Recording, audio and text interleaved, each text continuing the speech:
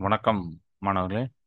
7ஆம் வகுப்பு அறிவியல்ல நம்ம அழகு 5 பார்த்துட்டு இருக்கோம். அடுத்தனா அன்றாட வாழ்வில விலங்கு நம்ம அனிமல்ஸ் இன் எவ்ரிடே லைஃப், இந்த யூனிட் தான் நம்ம பார்த்துட்டு இருக்கோம்.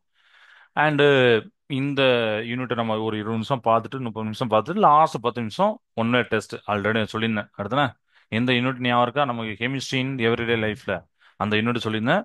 ஸோ 10 ஒன்னோட ரெடியா இருக்கு. ஸோ லாஸ்ட் 10 நிமிஷம் அந்த டெஸ்ட். ஓகே, ஸோ அதையும் நீங்க ஞாபகம் வச்சுக்கோங்க. ரைட். ஸோ இந்த யூனிட்ல இது வரைக்கும் என்னெல்லாம் படிச்சோம்? யாரா இம்பார்ட்டன்ட் பாயிண்ட் சொல்ல முடியுமா? சேட்ல பண்ணலாமே. சார் இதெல்லாம் இம்பார்ட்டன்ட் பாயிண்ட் உங்களுக்கு தெரிஞ்ச பாயிண்டை நீங்க சொல்லலாம். சரியா? அது இதெல்லாம் இம்பார்ட்டன்ட் பாயிண்ட் இல்லையோ அப்படிலாம் நினைக்க கூடாது. நீங்க உங்களுக்கு என்னெல்லாம் பாயிண்ட் தோணுதோ, சார் இதெல்லாம் படிச்சேன் சார் அனிமல்ஸ் இன் டெய்லி லைஃப்ல அப்படிங்கறத நீங்க சொல்லலாம். கமான். அன்றாட வாழ்வில் விலங்குகள், விலங்குகளே நமக்கு யூஸ் ஆகுது இல்லையா? யூஸ் ஆகுது, அதனாலதான் அதை ஒரு யூனிட்டா வச்சிருக்காங்க. அடுத்தன யூனிட்டா வச்சு நம்மகிட்ட சொல்றாங்க. எஸ், ஃபர்ஸ்ட் என்ன ஆகுதுன்னா ஃபுட்டா யூஸ் ஆகுது, உணவா யூஸ் ஆனுச்சு நம்ம பார்த்தோம். அடுத்தன மில்க், மில்க் ப்ராடக்ட். நமக்கு ஆடுல இருந்து மாடுல இருந்து ஒட்டகத்துல இருந்து எல்லாமே கிடைக்கும். நெய், தயிர், பாலுன்னு அதுல இருந்து நம்மளுக்கு கிடைக்கும். உடலுக்கு தேவையான கால்சியம் சத்துக்கெல்லாம் அதிக அளவுல நிறைஞ்சிருக்கு. அதுல பாத்தீங்கன்னா முட்டை, எக்ஸ், அது யூஸ் ஆகுது. எக் புரோட்டீன் அதிகமா இருக்கக்கூடிய ஒரு பொருள். அது நிறைய டாக்டர் பாத்தீங்கன்னா ரெக்கமெண்ட் பண்ணுவாங்க, டெய்லி ஒரு முட்டை சாப்பிடுங்கப்பா அப்படிம்பாங்க. ஏன்னா அதுலயே நம்ம புக்ல கொடுப்போம், X have 6 grams of high quality protein அப்படின்னு ஒரு வார்த்தை நம்ம படிச்சிருக்கோம். ஞாபகம் இருக்கா? முட்டை அப்படிங்கிறது 6 கிராம் அளவுல அதை ஒரு அதிக அதிக குவாலிட்டியா இருக்கக்கூடிய புரோட்டீன், புரதச்சத்து உண்டு அப்படிங்கிறத நம்ம படிச்சிருக்கோம். ரைட். ஸோ ஹனி அப்படிங்கிறதையும் நம்ம அதில் பார்த்துப்போம். ஆனால் ஹனி நம்மளுக்கு டூ யூ நோல கொடுத்துருப்பாங்க. ஓகே, ஹனி எங்கேருந்து கிடைக்கி, எப்படி கிடைக்கும், எல்லாமே உங்களுக்கு தெரியும். ஓகே, அப்புறம் மீட். நம்ம இந்த ஃபுட்ல இதெல்லாம் பார்க்கணும், இதெல்லாம் தெரிஞ்சுக்கணும். மீட், இறைச்சி, அனிமல் இறைச்சி, நம்ம அனிமல் மீட், விலங்கு இறைச்சி, மக்கள் அதையும் சாப்பிட்றாங்க. அதெல்லாம் அதையும் போட்டிருப்பாங்க. அதுக்கப்புறம் பார்த்தீங்கன்னா விலங்கு பண்ணை அப்படிங்கிற கோழி பண்ணையை ஃபர்ஸ்ட் பார்த்தோம். அதுதானே, அதுல கோழியில 2 வகை, இதெல்லாம் நமக்கு. அப்புறம் கோழி பண்ணை அடுத்தானே அடுத்த பாயிண்ட்ல.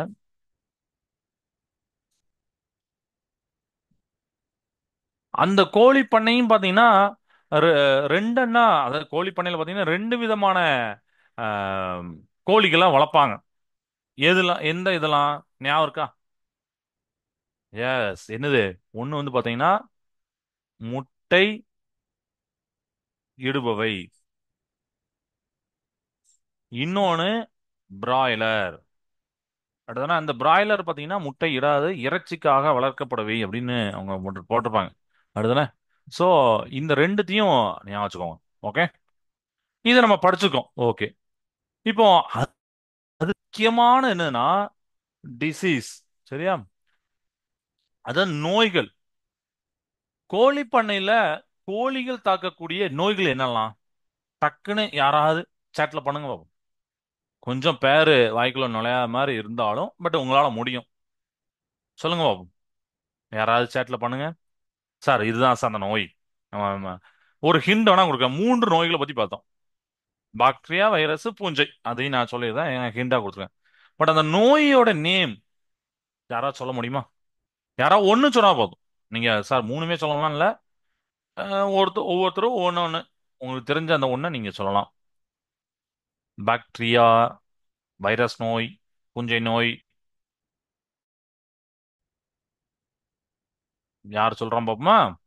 யார் சொல்றா?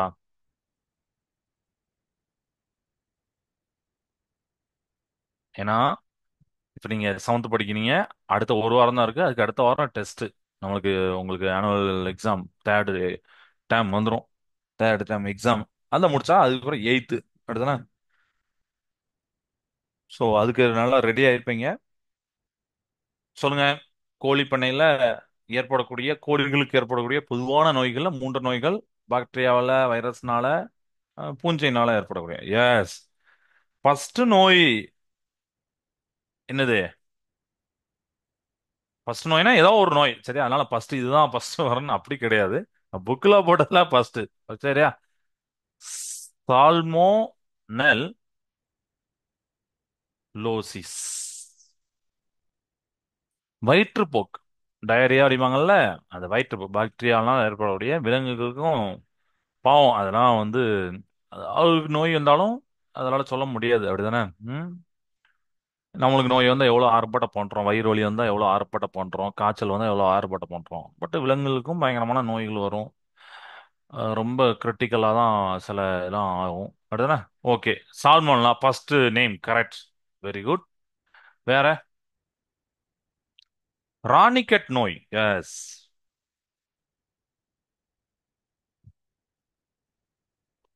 எழுதுமா? அம்மை நோய் அப்படின்னு சொல்லுவோம் அப்படிதானே. இது வந்து வைரஸ்னால ஏற்படக்கூடிய நோய். ராணிக்கெட் நோய் இது வந்து அம்மை நோய், வைரஸ்னால ஏற்படக்கூடிய நோய். Okay right. அடுத்து வந்துட்டு அடுத்து என்னது? ஆஸ்பர் ஜில்லஸ் நோய். இது வந்து பூஞ்சைனால ஏற்படக்கூடிய நோய். அதாவது விலங்குகளுக்கு இந்த நோய் எந்த பாத்தீங்கன்னா ரொம்ப ரொம்ப நலிந்து போயிரும். சரியா? ஃபங்கஸ்னால ஏற்படக்கூடியது. ஃபர்ஸ்ட் பாத்தீங்கன்னா சால்மோனலஸ், அது வந்து பாக்டீரியானால டயரியா வயிற்றுப்போக்கு இருக்கும். அடுத்து அம்மை நோய், அது இருக்கும். நமக்கு மனிதர்களுக்கு அம்மை நோய் வரும்போது உடல்ல எவ்வளவு தடுப்பு தடுப்பா ஒரு மாதிரி குமிழ் குமிழா வர மாதிரி அதுக்கும் வரும். அப்புறம் லாஸ்டா பாத்தீங்கன்னா ஆஸ்பர்ஜில்லஸ். சரியா? நமக்கு நான் இப்ப இங்கிலீஷ்னால இருக்கேன், சாரி தமிழ்ல தான் இருக்கேன், இங்கிலீஷ்ல உள்ளவங்களும் அதை நீங்க பாத்துக்கோங்க. ஓகே. இது வந்து ஃபங்கஸ்னால ஏற்படக்கூடியது. ஓகேவா? உடல் வந்து ரொம்ப ரொம்ப மெலிந்து போயிடும் அப்படின்னு பார்த்தோம். Very good. அடுத்து பாத்தீங்கன்னா அனிமல் ப்ராடக்ட்ஸ் வந்து எப்படி உடைகளாக இங்க நமக்கு வந்து உடைகளாக யூஸ் பண்ணதுன்னு பார்க்கும்போது அனிமல் ஃபைபர் பார்த்தோம். காட்டனு, ஜூட்டு, சில்க்கு அதெல்லாம் நேச்சுரல் ஃபைபர். காட்டன், ஜூட் வந்து பிளான்ட் ஃபைபர், தாவர இலைகள், இயற்கையான இலைகள். அதுல ஊல், சில்க்கு அதெல்லாம் பார்த்தீங்கன்னா அனிமல் ஃபைபர் அப்படிங்கிற இம்பார்ட்டன்ட் பாயிண்ட்லாம் அதுல பார்த்தோம். விலங்கு இலைகள் அப்படிங்கிற டாபிக்ல. இப்ப பருத்தி சணல்லாம் பார்த்தீங்கன்னா என்னது? பருத்தி சணல்.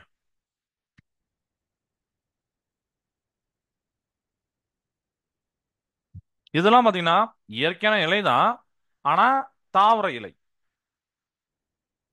பிளான்ட் ஃபைபர் அப்படின்னு சொல்லுவோம்ல அது. குட்.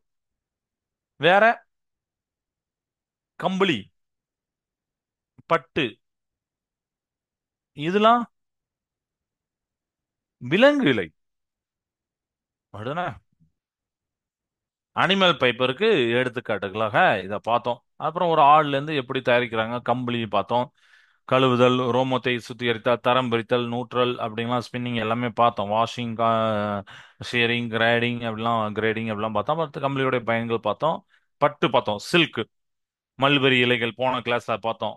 அந்த கூட்டுப்புழு கக்கூன் அப்படின்னு சொல்றது, கம்பளி பூச்சி, பட்டு பூச்சி, அதோடைய வாழ்க்கை சுழற்சி. இதெல்லாம் நம்ம வந்து பட்டுப்பூச்சியோட வாழ்க்கை சுழற்சியை பார்த்தோம். அஹ், அதுல செரிகல்ச்சர் அப்படின்னு ஒரு வார்த்தை நம்ம படிச்சோம். ஞாபகம் நினைக்கிறேன் எல்லாருக்கும்.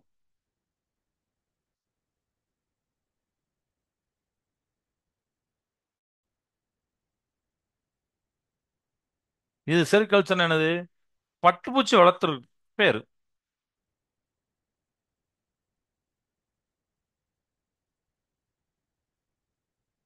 ஏன்னா இதே மாதிரி ஒவ்வொரு அஹ், ஒரு உயிரினங்கள் வளர்க்கறதுக்கு ஒவ்வொரு நேம் உண்டு. சரி, அது நீங்க காம்படிட்டிவ் எக்ஸாம்லாம் படிக்கும் போது அதெல்லாம் அடிக்கடி கேட்பாங்க. இது இந்த தேன் வளர்க்கறதுக்கு என்ன பேரு, இந்த மாதிரி சில்க, சாரி, பட்டுப்பூச்சியை வளர்க்கறதுக்கு என்ன பேரு, சில்க் வார்ம் நம்ம பண்றதுக்கு என்ன பேரு, அப்படிங்கிற மாதிரிலாம் வரும். ஸோ அது நீங்க ஞாபகம் வச்சுக்காண்டி சொல்லியிருக்கேன்.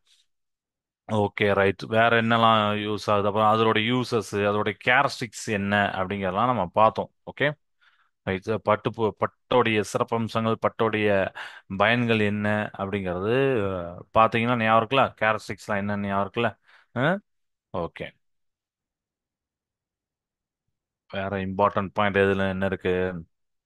ஒரு அடல்ட் ஃபீமேல் சில்க் மோத் வந்து 500 முட்டைகள் இடும். லேஸ் அபவுட் 500 எக்ஸ் அப்படிங்கிற அது ஒன்று பார்த்தோம். மல்பெரி லீவ்ஸ் சாப்பிடும், 35 நாள் சாப்பிடும் அப்படிங்கறதெல்லாம் பார்த்தோம். அடுத்தது அதோட பிக்சர் பார்த்தோம் லாஸ்ட் கிளாஸ்ல. எப்படி அது உருவாகுது அப்படிங்கிறது. Okay right. குட். நம்ம இன்னைக்கு பார்க்க போற டாபிக், ஆக்சுவலி இந்த யூனிட்ல அதே முடிய போற டாபிக் தான் அப்படிதானே. அதாவது அஹ், இந்த சில்க்கு, ஊல் அப்படிங்கிற அந்த இதெல்லாம் சொல்றோம்ல, பட்டு பட்டு வந்து நம்ம வந்து வளர்க்க தான் செய்கிறோம். அப்படிதானே? அது மாதிரி கம்பளி தயாரிக்கிறதுக்கும் நம்ம வந்து அந்த ஆலைகள்லாம் இருக்கு. அப்படிதானே? இந்த பட்டு கம்பளி ஆலைகள்ல ஏற்படும் அபாயங்கள், பொதுவா தொழிற்சாலைகள்ல அபாயங்கள் ஏற்படும். அதுல பணிபுரியவருக்கு பார்த்தீங்கன்னா காயங்கள் ஏற்படும். அப்படிதான் ரிஸ்க் தான் அவங்க. பட் அவங்க எல்லாருமே ஒர்க் ஆகி அவங்க மட்டுமே யாருமே யூஸ் பண்ண போறது கிடையாது. மற்றவங்க யூஸ் பண்ண மற்றவங்க அதை அனுபவிக்காங்க. அப்ப நம்மளும் திருப்பி நல்ல விதமா அவங்களுக்கு திருப்பி கொடுக்கணும். இப்போ உதாரணத்துக்கு பட்டாசு ஆலைகள் நம்ம பார்க்குறோம். நியூஸ் பயங்கரமாக தான் வரும். படிக்கும்போது நம்மளுக்கு வேதனையா இருக்கும். ஆனா அவங்களா அந்த பட்டாசுல அவங்க மட்டுமே அந்த வெடியை போட்டு அனுபவிக்க போறாங்களா? இல்லையே. மக்கள்லாம் அனுபவிக்க போறாங்க. அப்படிதானே? நம்ம வெறும் து- பணம் பரிமாற்றம் மட்டும் கிடையாது. நம்ம இன்னொரு விதத்துல நம்ம இந்த சொசைட்டிக்கு வேற ஏதோ ஒரு ரூபத்துல நம்ம பண்ணி தான் ஆகணும். அதுதானே? அது நம்மளோட கடமை. அதை வந்து சும்மா விட்டுறக்கூடாது. Okay, right. அது அந்த வாய்ப்பு வரும்போது பண்ணுங்க. ஓகே. அப்ப இந்த பட்டு மற்றும் கம்பளி ஆலைகளையும் பாதிப்புகள் ஏற்படும். தொழிற்சாலையினாலே பாதிப்பு ஏற்படும். ஓகே. சாரி. சின்ன சின்ன இதாயிடுச்சு. ஓகே. ஸோ இது என்ன சொல்லிட்டு இருந்தா, அந்த அஹ், பட்டு மற்றும் கம்பளி ஆலைகள்ல என்னெல்லாம் பிரச்சனை இருக்கு அப்படிங்கிறத பார்க்குறோம். சரியா? பட்டாளைகளை ஃபர்ஸ்ட் ஏற்படக்கூடிய பாதிப்புகளை நம்ம ஃபர்ஸ்ட் பார்க்கலாம். புக்கில் போட்ட அந்த ஆர்டர்லேயே பார்க்கலாம். ஃபர்ஸ்ட், பட்டாளைகளை பணிபுரிகள் நின்று கொண்டே அவங்க வந்து அந்த பட்டு நூலை நூற்கிறாங்க. ஓகே. அவர்கள் மூட்டு வலியால் அவதிப்படுவார்கள். பட்டு ஆலையில வேலை பார்க்குறவங்களுடைய அந்த இதெல்லாம் சொல்லியிருக்காங்க. நீங்க எவ்வளவு நேரம் தான் நிக்க முடியும்? இல்லது எவ்வளவு நேரம் தான் உட்கார முடியும்? அப்படிதானே? அது நம்மளால ரொம்ப நேரம் நிக்க முடியாது, ரொம்ப நேரம் உட்காரவும் முடியாது. அப்படிதானே? அப்படி உட்கார்ந்தாலும் தப்பு, நின்னாலும் தப்பு. அப்படி கொஞ்சம் மாத்தி மாத்தி நம்மளுடைய உடலுடைய அந்த செயல்பட மாத்தி மாத்தி வைக்கணும். ஓகே. மேலும் நீங்க நிக்கும் போது பாத்தீங்கன்னா ரொம்ப நேரம் நின்னீங்கன்னா உங்களுக்கு முதுகு வலி வரும். மேபி நீங்க சின்ன பசங்க, உங்களுக்கு தெரியாது. பட் ரொம்ப நேரம் நம்ம நிக்கிறோம் அப்படின்னா நமக்கு வந்து முதுகு வலி வரும். அப்புறம் பார்வை கோளாறுகள் வரும் அப்படின்னு சொல்லிருக்காங்க. ஸோ அதெல்லாம் ரொம்ப கஷ்டம் தானே? பார்வை கோளாறு வரும். அப்புறம் தோல் காயம் ஏற்படும் அப்படின்னு சொல்றாங்க. தோல் காயம்.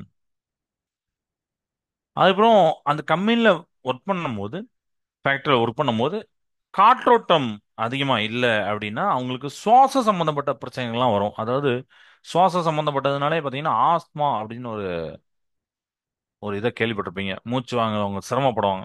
அடுத்தனா மார்பு சளி வரும். ஸோ இதெல்லாம் வந்து பார்த்தீங்கன்னா பட்டு ஆலைகள்ல வேலை பார்க்குறவங்களுக்கு ஏற்படக்கூடிய பொதுவான ஒரு நோய்களா சொல்லியிருக்காங்க. சரியா? சார் சில்க் இண்டஸ்ட்ரியில. ஓகே. அதே மாதிரி இப்போ நம்ம அடுத்து என்னன்னா ஆஹ், இதுல பார்க்க போறோம். கம்பளி ஆலைகள்ல ஏற்படக்கூடிய பாதிப்புகளை பார்க்க போறோம். சரியா? ரைட்.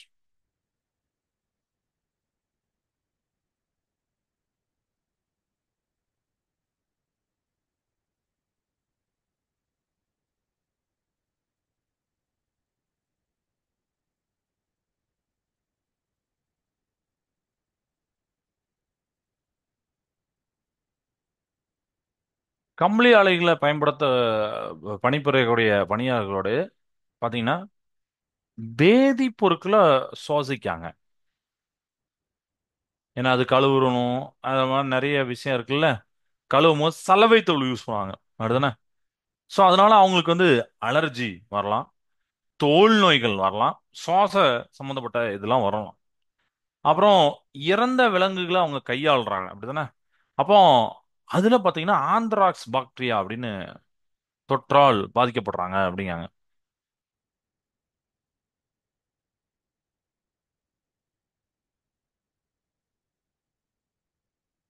ஆந்த்ராக்ஸ் பாக்டீரியா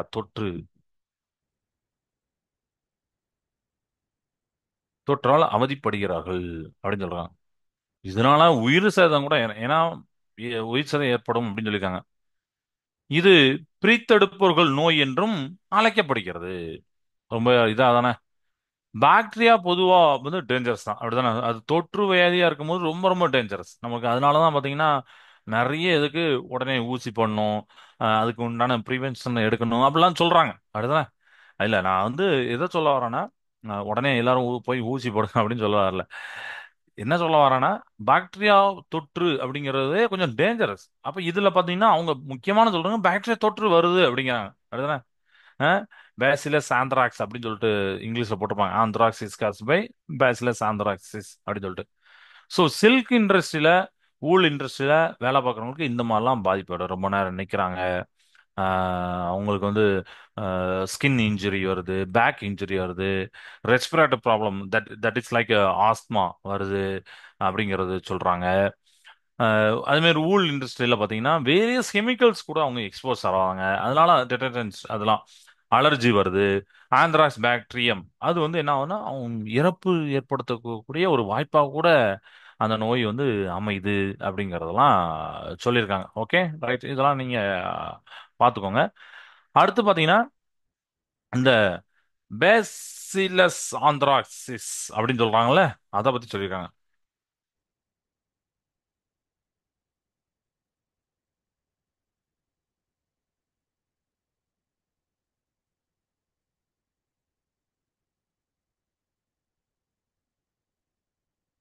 இது இது வந்து ஒரு நோய், பாக்டீரியால ஏற்படக்கூடிய நோய்.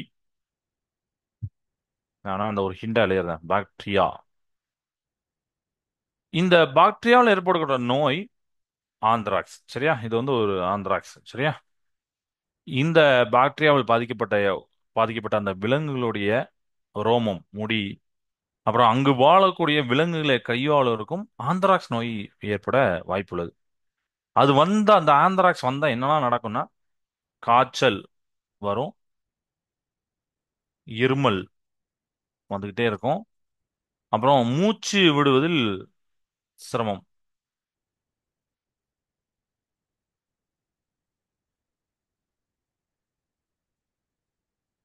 இவை நிமோனியாவை ஒத்த அறிகுறிகள். சில சமயம் இவர்களுக்கு வாந்தி எடுக்கும் சூழ்நிலையும் மற்றும் வயிற்றுப்போக்கும் ஏற்படுகின்றன அப்படிங்கறதெல்லாம் சொல்லியிருப்பாங்க. கேட்கும் போதே நம்மளுக்கு ஷாக்கிங்கா தான் இருக்கும், என்னடா இவ்வளோ ஆனா இருக்கா, நம்ம ஏதோ ஏதோ ஃபேக்டரியில வேலை பார்க்கறாங்கன்னு நினைக்கும் அப்படின்னு நினைப்போம். அப்படி கிடையாது, அங்கேயும் நிறைய இதாக தான் இருக்கு. அடுத்தனா anthracis caused by the caused by the bacillus anthracis by handling contaminated animal hair and contact with livestock during hair processing.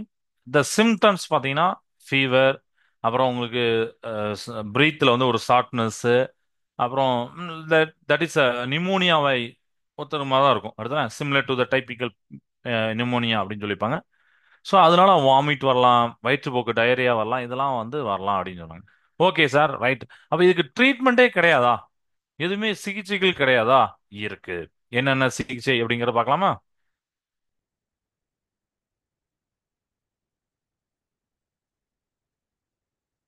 முக்கியமா அந்த இதை தெரிஞ்சவங்க என்னன்னா,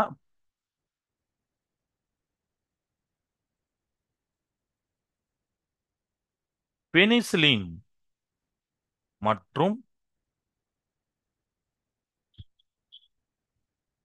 சிப்ரோப்ளோக்சின், இந்த வார்த்தைய நல்லா இது பண்ணிக்கணும், போன்ற சிறந்த மருந்துகள் ஆந்த்ராக்ஸ் நோயை குணமாக்க உதவுகின்றன. ஃபர்ஸ்ட் ஒன் ஞாபகம் வச்சுக்கோங்க, பெனிசிலின் அண்ட் சிப்ரோஃப்ளோக்சிசின், சரியா? Is given as the best medicine medicine for that treatment of anthrax. அதுக்கப்புறம் இந்த நோய் பரவக்கூடாதுன்னா அந்த அனிமலுக்கு நீங்க வேக்சினேஷன் போடணும், தடுப்பூசி போட வேண்டும்.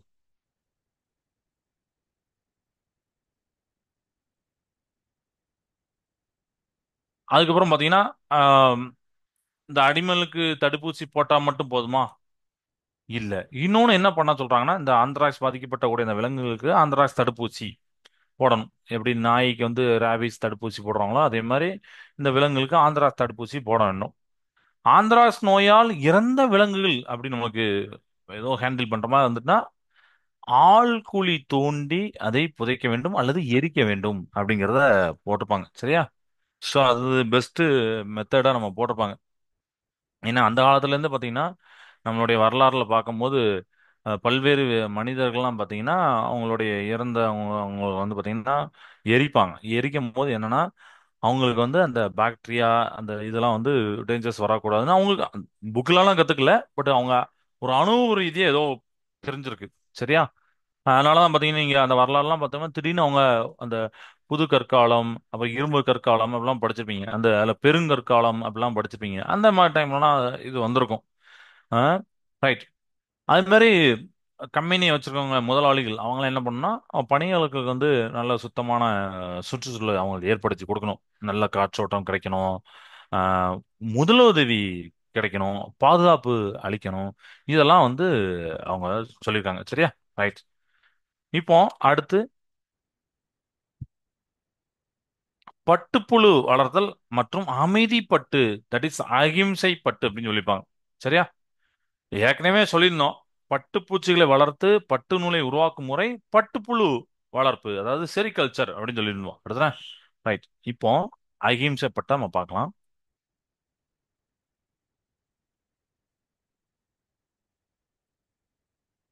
அகிம்சா சில்க் அப்படிங்கிறத போட்டிருப்பாங்க. அகிம்சனா என்ன? அகிம்சைங்கிற வார்த்தைய யாரு ஒரு ஒரு நாடு முழுவதும் பயன்படுத்தியது? யாராவது சொல்ல முடியுமா? எல்லாம் இன்ட்ரெஸ்டிங்கா தானே இருக்கும் என்ன? ரைட்டா? அகிம்சை ஃபீஸ் அப்படின்னு சொல்லிப்பாங்க. It is also known as peace silk. அதாவது அகிம்சை அப்படிங்கிற வார்த்தையை பார்த்தீங்கன்னா முதல் முதல்ல நல்ல ஒரு நாடெங்கும் பரப்பியது, பிரபலப்படுத்தியது காந்தி தான். காந்தியடிகள் தான். அவர் வந்து ஏதோ ஒரு மார்க்கெட்டிங் மாதிரிலாம் பண்ணல. அவர் அதாவே அந்த அகிம்சையா வாழ்ந்திருப்பாரு. அஹ், அகிம்சா வாழும் போது அவருக்கு அதோட இம்பார்ட்டன்ஸ் புரிஞ்சுது. அம், பிரிட்டிஷார் ஆட்சியில் இருக்கும்போது சில பேர் வந்து போர் தொடுக்கணும்னு இருந்தாங்க. நம்மளும் ஆயுதத்தை எடுப்போம்னு இருந்தாங்க. ஒரு சாரார் வந்து பாத்தீங்கன்னா நீங்க சோசியல் அதெல்லாம் படிச்சிருப்பீங்க. ஒரு சாரார் பாத்தீங்கன்னா அந்த மிதவாத இயக்கம் அப்படின்னு சொல்லி படிச்சிருப்பீங்க. அடுத்தன சின்ன வயசுல 10th படிச்சதெல்லாம் அந்த மிதவாத இயக்கம் அவங்க எல்லாம் பாத்தீங்கன்னா இல்லப்பா அகிம்சையா இருக்கும்னு சொல்லுவோம். அதுல காந்தி தான் முக்கியமான ஆளு. சோ அகிம்சை அப்படிங்கிறது உங்களுடைய சொல்லாலும் செயலாலும் ஏதோ ஒரு நடவடிக்கையாலும் மற்றவங்களுக்கு பாதிப்பை உருவாக்காத ஒரு நடவடிக்கை தான் அகிம்சை பட்டு. சார் அகிம்சை சரியா? அப்ப அதுக்கும் பட்டுக்கும் என்ன சார் சம்மந்தம் இருக்கு? பட்டுல என்ன சார் பண்ண முடியும் அப்படின்னு கேட்டாங்க. இதுல நம்ம இந்த கூட்டு புழுக்கள் அப்படிங்கிற நம்ம லாஸ்டா பார்க்கும்போது கக்கூன்ஸ் எல்லாம் பார்க்கும்போது லாஸ்ட் ஒன்று சொன்னோம். கொதிக்கிற நீர்ல போடுங்கப்பா அப்படின்னு சொல்லிட்டு ஒரு வார்த்தை படிச்சிருந்தோம். ஞாபகம் இருக்கா உங்களுக்கு? அப்ப அந்த கொதிக்கிற நீர்ல போடும் போது அதை வந்து ஆக்சுவலி பாத்தீங்கன்னா அதை வந்து நம்ம கில் பண்றோம், அழிக்கிறோம். அதுல இருந்து பட்டு இலைகளை நம்ம உருவாக்குறோம். அடுத்தன சோ இந்தியாவில ஆந்திர பிரதேச மாநிலத்துல அரசு அதிகாரியா பணியாற்றிய குசுமா ராஜையா 1992 இந்த கூட்டு புழுக்களை அழிக்காமல் அவற்றிலிருந்து பட்டு நூலை எடுக்கலாம் என்பதை கண்டறிந்தார். எவ்வளவு பெரிய ஒரு இம்பார்ட்டன்ட் விஷயம். எப்பா இப்பெல்லாம் போடாம நம்ம கூட்டுப்புழுக்கள் அழிக்கலாமா, அதுல இருந்து நூலை எடுக்கலாம் அப்படின்னு.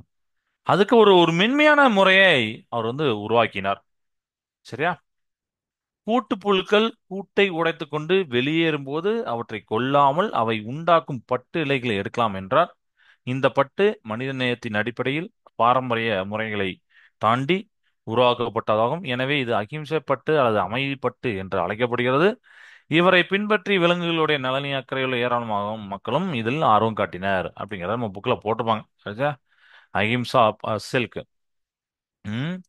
So it is also known as peace silk in 1992 Kusuma Rajaiah, a government officer from the Andhra Pradesh state of India, proposed Ahimsa way of silk production for the making silks without killing the silkworm.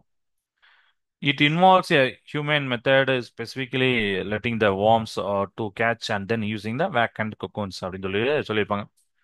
ட்ரெடிஷனலா என்ன பண்ணியிருப்பாங்கன்னா, அது அழிக்கிறது, kill பண்றது, boiling பண்ணி kill பண்றது. ஆனா இவரு அப்படிலாம் பண்ண வேண்டாம்ப்பா, இப்படி பண்ணும் அப்படிங்கிற ஒரு அருமையான மெத்தடை வந்து அவர் சொல்லியிருக்காரு. ஸோ இது வந்து ஒரு நல்ல மூவ்மெண்ட். நீங்க லைஃப்ல இதே மாதிரி நிறைய இடத்துல நீங்க யோசிச்சு பார்க்கணும்.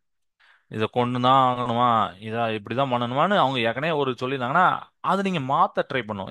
உயிர்களை கொல்லாம எப்படி பண்ணலாம் அப்படின்னு சொல்லிட்டு. சரியா? அது இந்த விலங்குகளை வளர்க்குறவங்கலாம் பார்த்தீங்கன்னா, அந்த உயிர்கள் கொல்றது அந்த மாதிரி நிறைய கான்ட்ரவர்ஷியலான நிறைய விஷயங்கள் போகும்.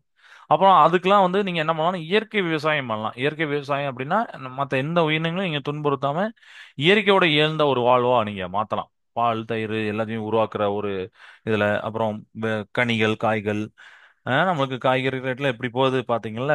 அதெல்லாம் தனித்தனியான நபர்களை உருவாக்கும் போது அவங்களோட வீட்டையும் பார்த்துக்கலாம். அதிகமா ப்ரொடக்ஷன் தான் பக்கத்து வீடு, பக்கத்து ஊருக்குன்னு பார்த்துக்கலாம். அப்போ நம்மளும் தற்சார்பு அடைஞ்சிரும். நம்மளும் ரொம்ப யாரையும் டிபெண்ட் பண்ண வேண்டாம். நம்ம லைஃப்பும் அப்படியே நல்லா போகும். ஒரு இயற்கையோட இறைந்த வாழ்வா இருக்கும் அப்படிங்கிறத சொல்லியிருப்பாங்க. சரியா? Right. So last topic animal production and maintenance அப்படிங்கிற ஒரு சின்ன டாபிக் கொடுத்துருப்பாங்க. அது என்ன அப்படின்னா, விலங்குகளுடைய பாதுகாப்பு மற்றும் பராமரிப்பு அப்படின்னு சொல்லிட்டு. விலங்குகளை கண்டிப்பா பாதுகாக்கணும்.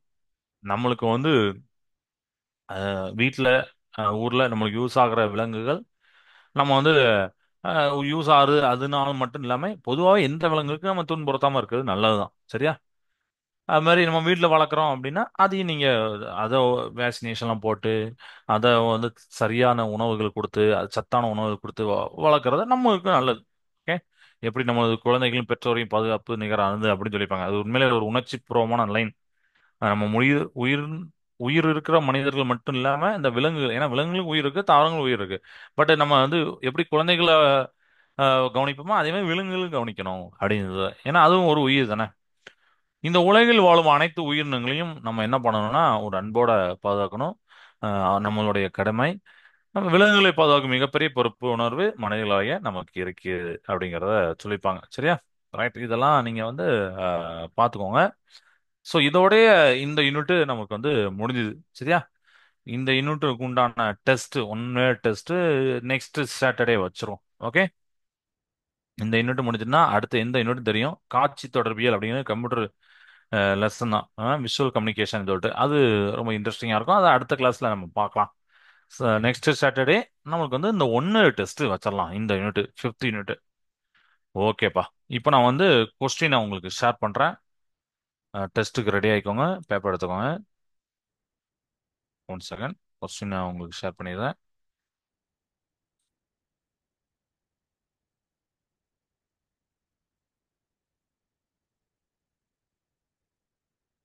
சப்போஸ் நான் இப்போ ஷேர் பண்ண கொஸ்டின் உங்களுக்கு தெரியலனா நீங்கள் சேட் பண்ணிடலாம். Term 3 seventh science one mark test இது. Test number 4 fourth unit. நம்ம வந்து இது வந்து ஃபோர்த்து இது அடுத்தானே கெமிஸ்ட்ரின்னு. நம்ம வந்து ஃபிஃப்த் இப்போ முடிச்சிருக்கோம். ஃபிஃப்த் கிடையாது. போன டெஸ்ட் போன யூனிட் தான் வைப்போம். அது முடிச்ச யூனிட் தான் வைப்போம். அதனால ஃபோரும் போட்டிருப்பேன். Fourth unit chemistry in daily life, அன்றாட வாழ்வில் வேதியியல். டேட் வந்து இன்னைக்கு 29/3/2025. Okay, good. So first question, what is the primary purpose of oral rehydration solution? ORS அப்படின்னு சொல்றோம். பிரைமரியான இது என்னது? வாய்வழி நீரேற்று கரைசல் முக்கியமாக எதற்காக பயன்படுத்தப்படுகிறது? To treat bacterial infection, bacteria தொற்றுகளை குணப்படுத்த, to to neutralize stomach acid, வயிற்று அமிலத்தை நடுநிலையாக்க, to rehydrate the body and restore electrolyte balance, உடலில் நீர் மற்றும் எலக்ட்ரோலைட்டுகள் சமநிலை மீட்டெடுக்க, டு ரெடியூஸ் ஃபீவர், காய்ச்சலை குறைக்க. இந்த ஆப்ஷனோட எழுதணும்பான்னு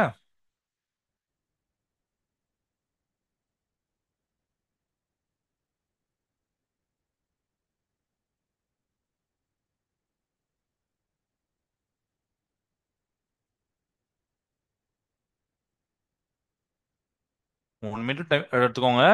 1 மினிட் முடிஞ்ச உடனே நெக்ஸ்ட் கொஸ்டின் போயிருவேன். ஒன்னாவது போட்டு அது ஆப்ஷன் என்னன்னு பார்த்து எழுதிக்கோங்க.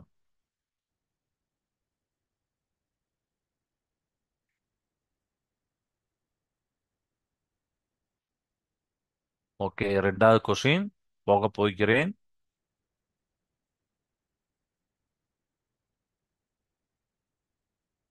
எழுதிட்டீங்களா? ஓகேப்பா, good. So second question. In normal course our body temperature is ranges from dash to dash degrees ஃபாரன்ஹீட்ல கேட்டிருக்கேன். சாதாரணமாக மனித உடலுடைய வெப்பநிலை டிகிரி ஃபாரன்ஹீட்ல எவ்வளவு டு எவ்வளவு இருக்கும்? ஏன்னா எக்ஸாக்டா இருக்காது, ஏன்னா ஆவரேஜா தான் இருக்கும். அதனால தான் நம்ம புக்ல சம்திங் ஒரு வேல்யூ டு இன்னொரு வேல்யூ கொடுத்துருப்பாங்க. ஸோ என்ன வேல்யூ அப்படிங்கிறது அந்த ஃபர்ஸ்ட் வேல்யூ எழுதணும், டூ அந்த வேல்யூ எழுதணும். பட் ரெண்டுக்கும் பெரிய வித்தியாசம்லாம் இருக்காது. பட் ரெண்டு வேலையும் சேர்த்து எழுதணும் நீங்க. 1 மீட்டர் எடுத்துக்கோங்க.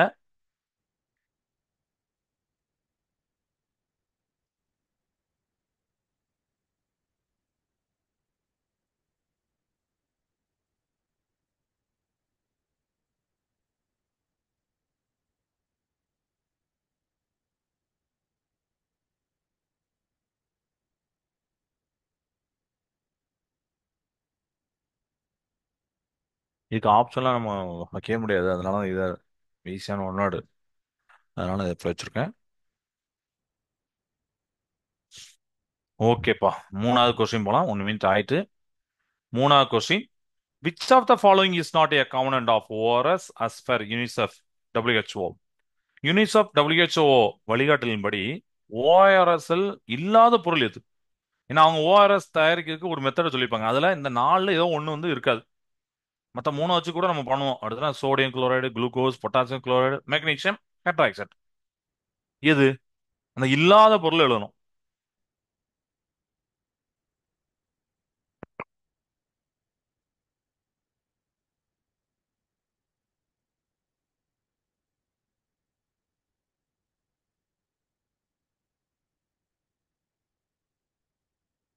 பொறுமையா யோசிச்சு எழுதுங்க. இல்லாத பொருள் எது?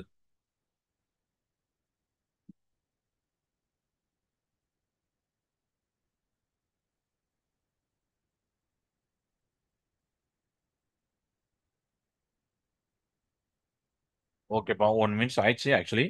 ஸோ நம்ம வந்து அடுத்த கொஸ்டின் போகலாம். What is the role of antacids in the body? அமில நீக்கி அப்படிங்கிறத ஆன்டாசிட் சொல்லுவோம். எதற்கு பயன்படுகிறது? பாக்டீரியாவை கொல்ல, டு கில் பாக்டீரியா. இரைப்பை அமிலத்தை நடுநிலையாக்க, to neutralize excess stomach acid. To reduce fever காய்ச்சலை குறைக்க. டு ரிலீவ் பெயின் வலியை போக்க. இதுல ஏதோ ஒருக்கு வந்து ஆன்டாசிட்ஸ் யூஸ் ஆகும்.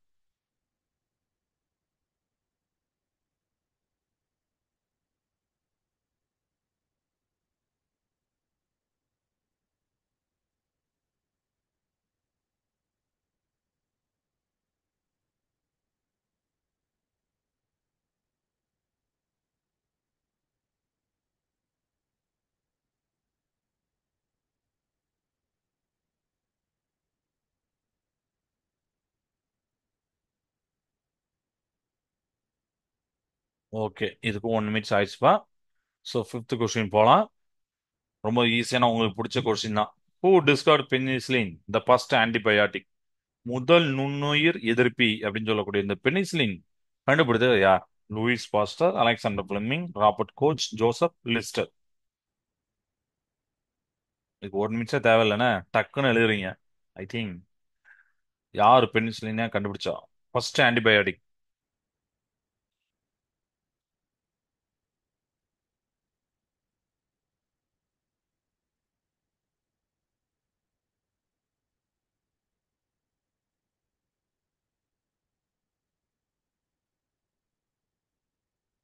ஓகேப்பா, ஆறாவது கொஸ்டின் போலாமா? குட். ஆறாவது கொஸ்டின் என்னன்னா, which of the following is an example of antibiotic? பின்வருவனவற்றில் எது உடல் வெப்ப தணிப்பு? ஏன்னா ஆன்டிபயோட்டிக் உடல் வெப்ப தணிப்பு நம்ம படிச்சிருக்கோம். மருந்தோடைய உதாரணம். பாராசிட்டமாலா, ஆஸ்பிரினா, இல்ல இபுப்ரூபன் அப்படின்னு சொல்லிட்டு சொல்லிப்பாங்க, அதுவா? இல்ல ஆல் ஆஃப் த எபோவா? மேற்கூறிய அனைத்துமா? இது எது வந்து ஆன்டிபயோட்டிக் உடல் வெப்ப தணிப்பி? இந்த மருந்துக்கு உதாரணம்.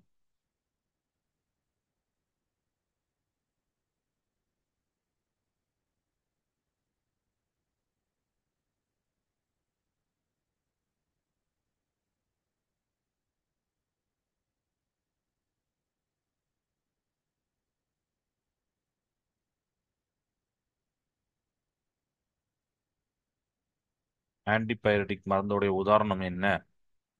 ஆப்ஷனோட சேர்த்து எழுதணும். ஓகே. ஸோ நெக்ஸ்ட் கொஸ்டின் போலாமா? ஓகே. ஸோ ஓகே, 1 நிமிஷம் ஆயிடுச்சு. நெக்ஸ்ட் கொஸ்டின் போலாம். 7வது question. What is the minimum temperature at which a substance catches fire called? அதாவது ஒரு பொருள் எரிவதற்கு தேவையான குறைந்தபட்ச வெப்பநிலை, ஏன்னா அந்த குறைந்தபட்ச வெப்பநிலை வந்தால் அது எரியும். கொதிநிலையா, உருகு நிலையா, எரி வெப்பநிலையா, மாறுநிலை வெப்பநிலையா? Boiling point, melting point, ignition temperature, critical temperature. இதுல ஏதோ ஒன்று தான் ஆன்சரா இருக்கும். எது?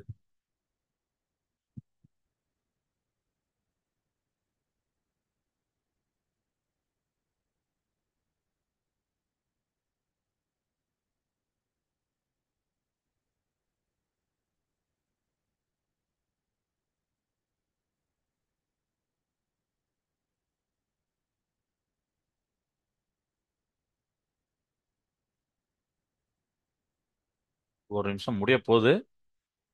ஸோ குயிக்காக எழுதுங்க. எஸ், ஒரு நிமிஷம் முடிஞ்சிச்சு. ஸோ 8வது கொஸ்டின் போகலாம். Which is zone of a candle flame is the hottest? மெழுகுவர்த்தி சுடர் பத்தி நம்ம படிச்சோம். எந்த மண்டலம் ரொம்ப ரொம்ப வெப்பமா இருக்கும்? இன்னர் ஜோன் அப்படிங்கிற உள் மண்டலம் கருப்பு கலர்ல இருக்கும், அதுவா? மிடில் ஜோன் அப்படிங்கிற எல்லோ, நடுத்தர மண்டலம் சொல்றோம்ல, அதுவா?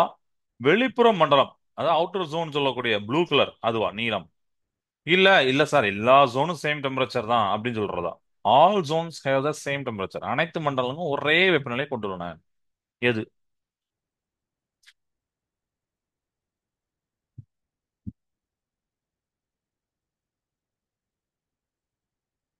கேண்டில் ஃப்ளேம்ல எந்த பார்ட்ஸ் வந்து ரொம்ப ஹாட்டஸ்டா இருக்கும், அதிக வெப்பமா இருக்கும்?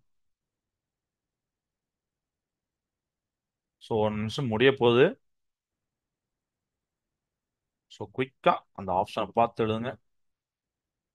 எஸ், 1 நிமிஷம் முடிஞ்சிச்சு. ஸோ நெக்ஸ்ட் கொஸ்டின் போலாம். What is the calorific value of fuel? அதாவது எரிபொருளுடைய கலோரிஃபிக் மதிப்பு என்றால் என்ன அப்படின்னு கேட்குறாங்கன்னா, amount of heat energy produced per kilogram of fuel burn, அதாவது எரியும் 1 கிலோ எரிபொருளுக்கு உற்பத்தி செய்யப்படும் வெப்ப ஆற்றலின் அளவு, இல்ல இந்த டெம்பரேச்சர் அப்படிங்கிற எரிபொருள் எரியும் வெப்பநிலை, இல்ல ஆக்சிஜன் ரெக்கார்டு எவ்வளவு அமௌண்ட் ஆஃப் ஆக்சிஜன் தேவைப்படுது, இல்ல எவ்வளவு amount of carbon dioxide வெளியிடுது. இதுல ஏதோ ஒண்ணுதான் அந்த கலோரிஃபிக் வேல்யூடைய டெஃபினேஷன். எது?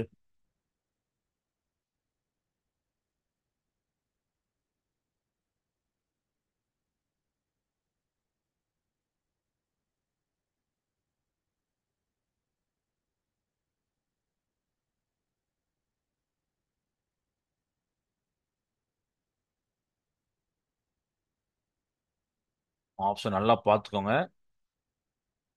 எரிபொருள் எரியும் வெப்பநிலையா, கார்பன் டை ஆக்சைடோட அளவா, ஆக்சிஜனோட அளவா, இல்ல 1 கிலோ எரிபொருளுக்கு உற்பத்தி செய்யப்படும் வெப்பாற்றல் அளவா? இது ஆக்சுவலா 1 நிமிஷம் முடிஞ்சுச்சு. அதனால லேசா ஒரு மட்டும் திருப்பி பார்த்துக்கோங்க.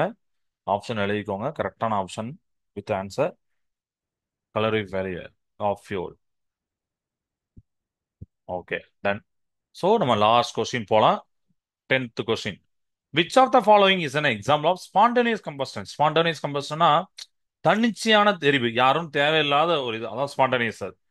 ஸோ பர்னிங் ஆஃப் எல்பிஜியா, எல்பிஜி எரிதல், அல்லது burning of phosphorus at room temperature, அறை வெப்பநிலையில் பாஸ்பரஸ் எரிதல், எக்ஸ்ப்ளோஷன் ஆஃப் கிராக்கர்ஸ், பட்டாசு வெடித்தல், பர்னிங் ஆஃப் கோல், நிலக்கரி எரிதல். இல்ல ஏதோ ஒண்ணு வந்து தன்னிச்சையான எரிவுக்கு ஒரு உதாரணம், ஸ்பான்டேனியஸ் கம்பஸ்டனுக்கு. Which is? ஸோ 1 மினிட் எடுத்துக்கோங்க. அண்ட் இன் பிட்வீன் எதுவும் டவுட் இருக்கா? டவுட் இருந்தா கூட நீங்க சேட் பண்ணிருங்க. சார் இன்னைக்கு நடத்தின இந்த டவுட் இருக்கு அப்படின்னு சொல்லிட்டு. இன்னைக்கு அன்றாட வழியில விலங்குகள் பார்த்தோம், அப்படிதானே? ஆஹ், தொழிற்சாலையில் ஏற்படக்கூடிய இந்த தொழிலாளர்கள் ஏற்படக்கூடிய இந்த நோய்கள், ஆந்திராக்ஸ், அதெல்லாம் பத்தி பார்த்தோம்.